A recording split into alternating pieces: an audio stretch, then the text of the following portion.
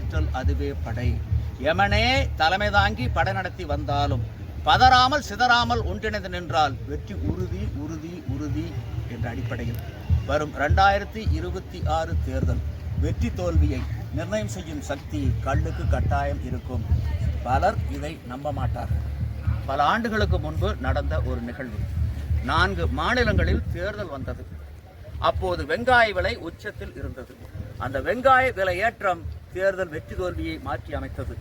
அதுபோல இந்த கல் வரும் 2026 தேர்தல் வெற்றி தோல்வியை நிர்ணயம் செய்யும் ஒரு சக்தியாக இருக்கும். கல் மருத்துவ குணங்கள் என்னென்ன? அடையாளங்கள், பாரம்பரிய விதை அளிப்பது, அவனுடைய மொழி அளிப்பது, கலை இலக்கியத்தை அளிப்பது, வழிபாட்டை அளிப்பது, பனை அளிப்பது, இவை எல்லாவற்றையும் அளிக்கும் போது அந்த இனம் மொத்தமாக அழித்து. இப்ப ஏறக்குறைய 90 விழுக்காட்டுக்கு மேலே நம் இனம் அழிந்து விட்டது. அதுபோலதான் பனை.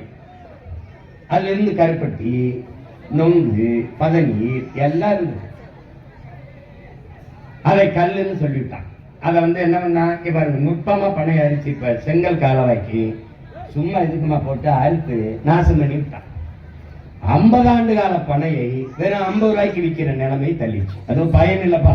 பனை மரத்தூக்கி எங்க வீட்டுல எங்க வரப்புல இருந்த பனையில குறுக்க ஒவ்வொரு மரத்தையா வெட்டிட்டு அப்படியே எங்க அண்ணன், இது ஏப்பா வெட்டினா இதுக்கு போய் கோவப்படுறீங்க, இப்படி வெட்டினான்னு கேட்டதுக்கு இதுக்கு ஏப்பா இப்படி கோவப்படுற, பனை தானே பண்ணிட்டாங்க. அவ்வளவுதான் அவருக்கு தெரிஞ்சது. இதை வச்சுக்கிட்டு என்னப்பா பண்றது? ஒண்ணும் இல்லைங்க. நொங்கு தானே இந்த 10 மரம் இருக்குது, காய்ச்சா 10 இவ்வளவுதான் புரியுது. பனை, என் அன்பு சொந்தங்களே, என் அருமை உடன் பிறந்தார்களே, எல்லா மரத்திற்கும் வேர். ஆனால் பனைக்கு வேர் இல்லை, அது குழாய், டியூப். நீங்க போட்டு பேனா பாருங்க, பட்டு போன ஏதாவது பனை இருந்தால் அந்த மரத்தின் வேரை எடுத்து பாருங்க, கருப்பா அப்படி இருக்கும். கருப்பா அந்த தோலை அப்படி உரிச்சிட்டீங்கன்னா உள்ள பஞ்சு இருக்கும். உள்ள பஞ்சு இருக்கும்.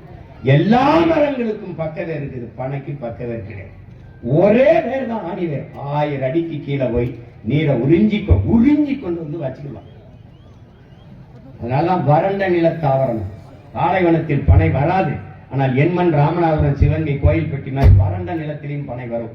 1000 அடி கீழே போய் தண்ணி எடுத்து வந்து வச்சுக்கலாம். அப்பா நம்மாழ்வார் என்ன சொல்றாங்க? 10 பனை மரம் கிணறை சுற்றி இருந்தால் கடைசி வரைக்கும் நீரை வற்ற விடாதுறாங்க.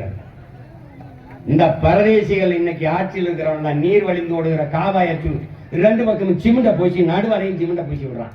நம்ம முன்னோர்கள் இருகரையும் பனைய வளர்த்தான். அரண் மாறி நின்று வேற பிடிச்சு இறுக்கி வச்சுக்கிறாங்க. மண்ணை அரிக்க விட மாட்டான், அப்படி பிடிச்சு வச்சுக்கிடுவான். அந்த பனையை வைக்காம வெட்டி விட்டுவிட்டு வளர்க்காம விட்டுவிட்டு சிமெண்ட போட்டு பூசி விடுறான். யாராவது செய்யற வேலையா பாரு. இந்த தண்ணீர் கசிந்து ஓடி, கசிவு நீர் பாசனமே 1 லட்சம் ஏக்கர் இருக்கு எங்க அப்பாவுக்கு. அதுக்கு நாங்க போராடணும். போய் கசிவு நீர் பாசனம், நிலத்தடி நீர் பூமிக்குள்ள போய் தான் நிலத்தின் நீரடி மட்டம் உயரும். அங்கே நண்டு, நத்தை, புல், மண்புழு எல்லாம் இருந்தாதான் மண் வளப்படும். அது உருவாகவே விடாம சிமெண்ட பூசி, கீழே சிமெண்ட பூசி தண்ணி விடுத்தோம்னா நேரம் ஓடிப்பு. இப்படி ஒரு அறிவியல் தொழில்நுட்பத்தை நம்ம ஆட்சியாளர்கள் கண்டுபிடித்திருக்கிறார்கள். பனையின் பயன்பாடு என்னவென்று தெரியாமல் இன்னைக்கு பெரிய பெரிய கடையில் போனால் கிளுகிழுப்பை, சீன கிளுகிழுப்பை, கொட்டான் சீன கொட்டான், பாய் சீன பாய். ஏன் சீன பாயில படுத்தா தான் இவனுக்கு கனவு வரும், தூக்கம் வரும். நம்ம பாயில படுத்தா வராது. அவனுக்கு ஏதோ ஒண்ணு வெளிநாட்டுல இருந்து வரணும். நம்ம பாயவே சிங்கப்பூருக்கு கொண்டு போய் கப்பல்ல அங்கிருந்து கொண்டாந்து சிங்கப்பூர் பாயில விழுந்து வந்து வாங்குறான். ஏன் நோய் புரியுதா? நேற்று கூட நான் பேசிக்கிட்டு இருந்தேன். நான் சொல்றது இவனுக்கு ஏற மாட்டேங்குது. ஏன்னா அவனை மாதிரியே நானும் கருப்பா இருக்கிறதுனால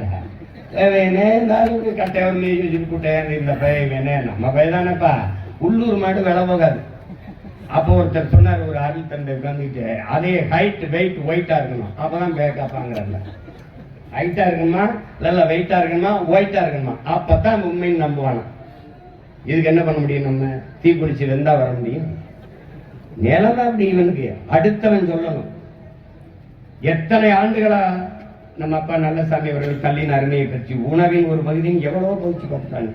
எனக்கு புரியல. அவன் ஒன்று ஒன்றா அழிக்கிறான், கண்ணுக்கு தெரியாமல் அழிக்கிறான். இது ஒரு உயிரியல் போர்.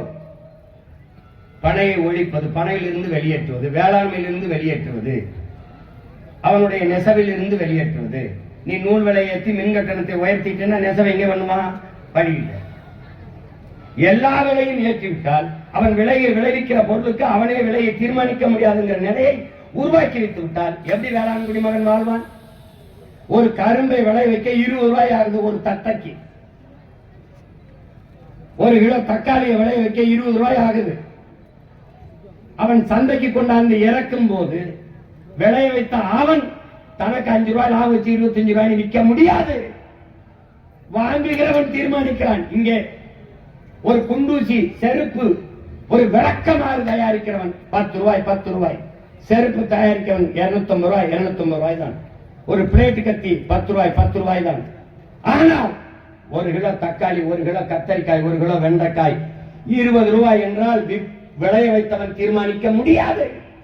வாங்குவன் தான் தீர்மானிப்பான். 20 ரூபாய் தக்காளி 10 ரூபாய் கொடுத்தா கொடுக்கலைன்னா போ என்று சொல்வான். நீ உணவுப் பொருளை திருப்பி எடுத்து போக முடியாது, கெட்டு போகும். அப்ப வந்த விலைக்கு பாதி நட்டத்திற்கு பாதி இழப்புக்கு விற்கிறான். வழியில்லை, இழப்பை தாங்க முடியாது, பால்டாரை வாங்கி கொண்டு விளைநிலத்திலே குடிச்சிட்டு சாகிறான். இதான் அந்த நாடு நாடல்ல சுடுகா செய்தி. நாளைக்கு நீ சோறு இல்லாமல் சாக போகிறாய் என்பதற்கான எச்சரிக்கை மணி முன்னறிவிப்பு என்பதை அறிவார்ந்த தமிழ் சமூக தம்பி தங்கைகள் புரிந்து கொள்ளும். இது செய்தி அல்ல, பிளாஸ் நியூஸ் அல்ல. விவசாயி அவன் சத்தா என்ன, இவன் சத்தா என்ன, யானை சத்தா என்ன, கொக்கு சத்தா என்ன, காக்க சத்தா என்ன, இவையெல்லாம் செத்தால் பார்க்க நீ இருக்கிறாய். நீ செத்தால் பார்க்க எவனும் இருக்க மாட்டான். இவெல்லாம் இருந்தாதான் நீ வாழ முடியும். அப்படி ஒவ்வொன்னா ஒரு பய வாரை ஒரு உயிரியல் போரை தொடுத்து அடிச்சான்.